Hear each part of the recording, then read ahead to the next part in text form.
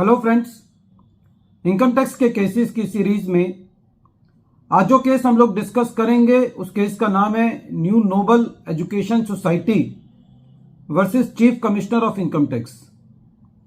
ये case 448 ITR page number 594 पर report हुआ मैटर सुप्रीम कोर्ट ने डिसाइड किया और इस केस का जजमेंट 19 अक्टूबर 2022 को आया। हमने इस केस पर पहले भी अपना एक वीडियो बनाया है, लेकिन कुछ ऐसी चीजें इस केस में और सामने आई जो मुझे लगा कि जरूरी है वो चीजों को बताना, इसलिए इस केस पर एक दोबारा मैं ये वीडियो बना रहा हूं। इस केस के अंदर सुप्रीम कोर्ट ने अपने पुराने 3 जजमेंट्स के अंदर जो डिसीजन दिया था उसको रिवर्स कर दिया। ये 3 डिसीजंस हैं: American hotel and lodging association educational institute versus central board of direct taxes, queen education society versus commissioner of income tax and additional CIT versus Surat art silk cloth manufacturers association. In 3 cases के अंदर जो supreme court का judgement था section 1023C पर, उसके अंदर मोटे तौर पे ये बात कही गई थी कि यदि किसी एजुकेशनल इंस्टीट्यूट का जो ऑब्जेक्टिव है वो प्रीडोमिनेंटली एजुकेशन है, तब भी उन सारी इंस्टीट्यूशंस को सेक्शन 1023C की एग्जम्पशन मिलेगी। प्रीडोमिनेंट का मतलब है कि मोटे तौर पर, और प्रीडोमिनेंट के होते हुए यदि वो इंस्टीट्यूशंस कोई और एक्टिविटीज कर रही हैं जो कि डायरेक्टली एजुकेशन से रिलेटेड नहीं है, तो भी उनको सेक्शन 1023C का एग्जम्पशन मिल रहा था। लेकिन present case new noble education society ने के केस ने सुप्रीम कोर्ट ने यह कहा कि जो सेक्शन 1023C के अंदर एजुकेशन वर्ड है उसके साथ सोली दिया हुआ है, जिसका मतलब यह है कि कोई और ऑब्जेक्टिव एजुकेशनल इंस्टीट्यूट का नहीं हो सकता। इस केस ने जितनी भी एजुकेशनल इंस्टीट्यूशंस हैं जो कि सेक्शन 1023C की एग्जम्पशन क्लेम कर रही हैं, उन सब के लिए एक ऐसी परिस्थिति में उनको लाके खड़ा कर दिया है कि उन सबको बहुत ही प्रिकॉशियस होने की जरूरत है, क्योंकि इसके अंदर बहुत ही कुछ छोटे एक्सेप्शंस को दिया गया है जो एक्टिविटी वो एजुकेशन के अलावा कर सकती हैं। उदाहरण के तौर पर यदि वो कोई ट्रांसपोर्ट का बिजनेस कर रही हैं जो कि बच्चों को स्कूल से लेकर के घर तक छोड़ना है, या स्कूल के अंदर ही कोई ऐसा बुक स्टॉल चल रहा है जो कि खाली स्कूल के बच्चों को किताबें बेचता है, तो खाली इन एक्टिविटीज तक मोटे तौर पे अलाउ किया गया है एजुकेशन के अलावा।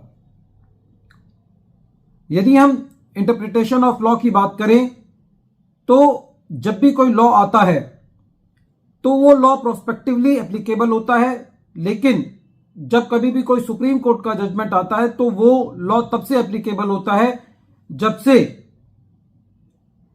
वो लॉ बना।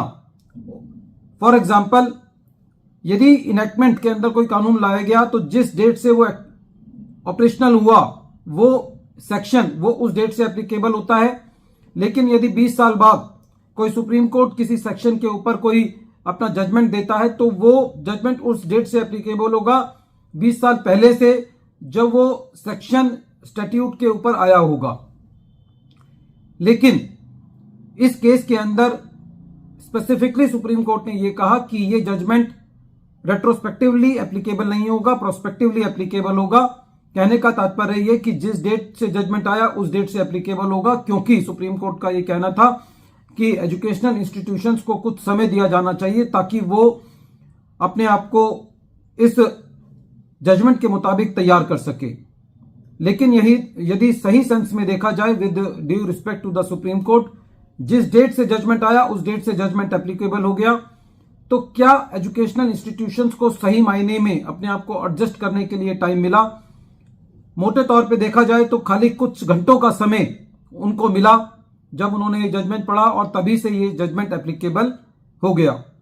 मेरा ये मानना है कि सरकार को इस जजमेंट को एप्लीकेबल करने के लिए प्रॉपर गाइडलाइंस इशू करनी चाहिए, ताकि इस जजमेंट की वजह से जो जेन्युइन इंस्टीट्यूशंस हैं, जो एजुकेशन के पर्पस के लिए काफी टाइम से काम कर रही हैं, उनको इस जजमेंट की वजह से तकलीफ ना हो। हमारे देश के अंदर चाहे छोटी ऑर्गेनाइजेशंस हैं या बड़ी ऑर्गेनाइजेशंस हैं, उन सब के लिए जो एनजीओस के कड़े कानून हैं, सेक्शन 11, 12 और 13 वो एप्लीकेबल कर दिए गए हैं। यहां पर एनजीओ के लिए अब काम करना बहुत ज्यादा मुश्किल है। पहले ये मोटे तौर पे कानून था कि यदि एजुकेशनल इंस्टीट्यूशंस प्रॉफिट कमाती भी हैं और यदि वो उस प्रॉफिट को एजुकेशनल पर्पसेस के लिए दोबारा री इन्वेस्ट कर देती हैं तो कोई भी दिक्कत नहीं थी। लेकिन अब यदि कोई ऑर्गेनाइजेशन बहुत ज्यादा अपना प्रॉफिट दिखा रही है तो उससे उनकी एग्जम्पशन जो है वो खतरे में पड़ सकती है। शायद इस जजमेंट से कहीं ना कहीं ये भी एक मैसेज जाएगा कि हो सकता है कि एजुकेशनल इंस्टीट्यूशंस कोई माल प्रैक्टिसेस अडॉप्ट करें अपने बुक प्रॉफिट को कम दिखाने के लिए। यदि हम इनेक्टमेंट की बात करें, एक्ट की बात करें और जजमेंट्स की बात करें, तो उनमें एक बेसिक सिद्धांत यह भी होता है कि जब कोई कानून आता है फाइनेंस एक्ट के द्वारा, तो वो कानून ये बताता है कि क्या लॉ होना चाहिए, लेकिन यदि कोई जजमेंट आता है तो वो ये बताता है कि क्या लॉ है।